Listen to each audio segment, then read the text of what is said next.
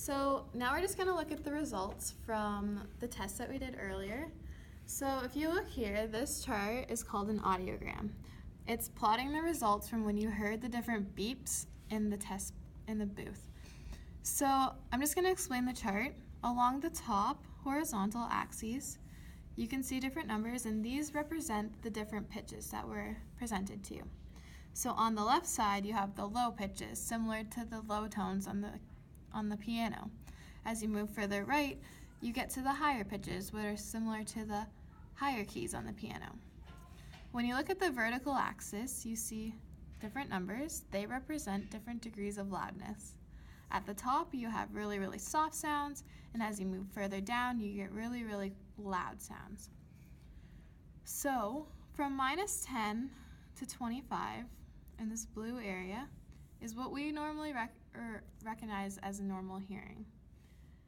As you can see, your hearing loss, these results here, are below that range.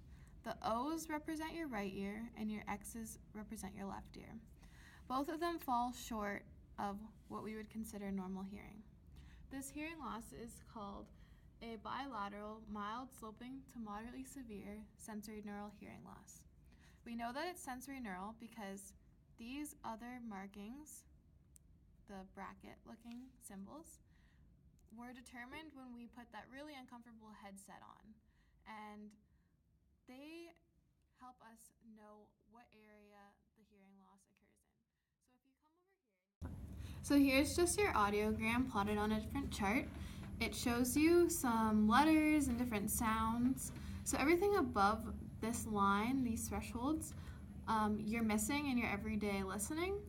So what we want to do is try and get these lines back up to where a normal hearing person would be. So then you wouldn't be missing these important letters in speech. Because you're missing them, it may be difficult to understand people, especially if there's background noise and everything. So we just want to help you with amplification get these lines back up to normal so you're not missing out anymore.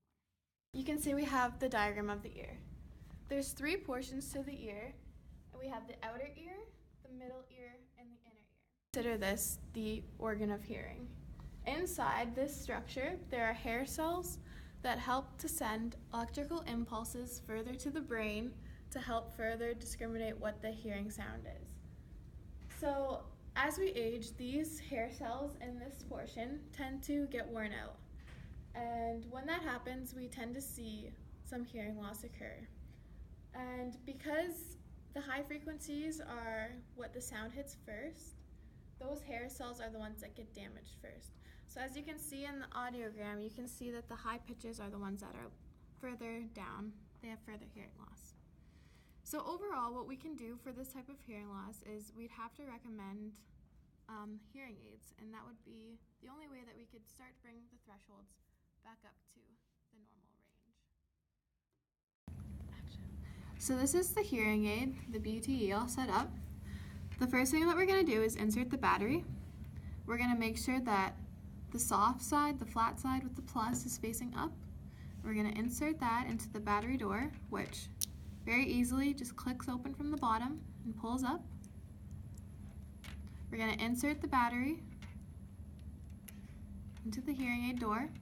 We're going to shut the door and just give it a second. You'll hear a ring in your ear, and just to make sure it's on, you can cup it, and if you hear some feedback, you know that it's on. We know that this is the left ear because on the ear mold it has blue. So we're going to insert it in our left ear. The body of the hearing aid is going to sit behind the ear up here. This mold part, where the big tube is, it looks like it goes into your ear, that's the part that goes into your canal. And this upper portion of the hearing aid is going to fit into the nice little area. It's called your helix. You're going to fit it into there. So I'm going to demonstrate to you now. I'm going to take the ear mold and stick the canal part into the canal and slide the helix portion up into that little slot so you can see that it's locked in there nicely. I'm going to place the hearing aid body above my ear, and it just sits in there nicely, just like that. So just to go over some of the cleaning procedures, first thing you can do is take this brush and just brush over the microphone, this port here. Brush it down to just get rid of any dust and debris. Also, you can take a look at your ear mold. You can see that there's a hole where the tube goes in, and then there's another hole, which is a vent. You can take this brush and insert it in the vent. Just push it through to get any wax or debris out of there too.